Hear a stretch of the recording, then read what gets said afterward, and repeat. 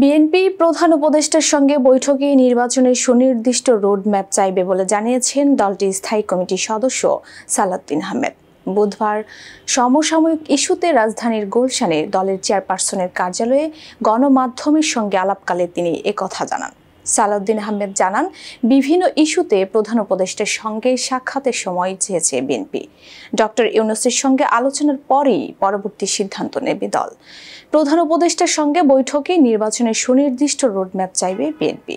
তিনি আরও জানান, ইউনূস মোদির সঙ্গে বৈঠককে স্বাগত জানিয়েছে বিএনপি। তাদের আলোচনায় ও দাবিতে জন আকাঙ্ক্ষার প্রতিফলন ঘটেছে। আমরা মাননীয় প্রধান উপদেষ্টার কাছে সুনির্দিষ্টভাবে আগামী জাতীয় সংসদ নির্বাচনের জন্য ডিসেম্বরের আগে একটা রোডম্যাপ অবশ্যই আমরা চাইব, যাতে উনি ক্লিয়ারলি জাতির সামনে যথাযথ প্রক্রিয়ায় উপস্থাপন করেন, যাতে জাতির মধ্যে যে একটা অনিশ্চিত অস্থিরতা ভাব আছে এবং রাজনীতির মধ্যে একটা স্থিতিশীলতা আসে, অর্থনৈতিক কর্মকাণ্ডে যাতে একটা গতিশীলতা আসে, সেগুলো লক্ষ্য রেখে আমরা বলবো যে এটা যথেষ্ট সময়।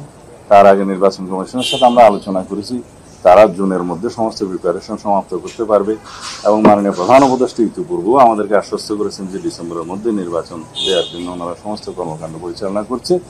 যেহেতু বিভিন্ন বিষয়ে বিভিন্ন পক্ষের বক্তব্যে একটা ধোঁয়াশা সৃষ্টি হয়েছে, সেটা পরিষ্কার করার জন্য আমরা ওনার কাছে আহ্বান জানাবো। আমরা কোথায় ছিলাম, আবার তুমি আন্তর্জাতিকে যাচ্ছ। আমরা ওনার ভিজিটকে স্বাগত জানিয়েছি। উনি যে সমস্ত প্রসঙ্গে কথা বলেছেন ভারতের মাননীয় প্রধানমন্ত্রীর সাথে, সেগুলো যথাযথ বলে আমরা মনে করি। এগুলো বাংলাদেশের মানুষের প্রাণের দাবি। এই সমস্ত বিষয়ে আলোচিত হয়েছে। সুতরাং আমরা বলেছি যে তার আলোচনাটা জাতি গ্রহণ করেছে, আমরা সেটাকে সাধুবাদ জানিয়েছি।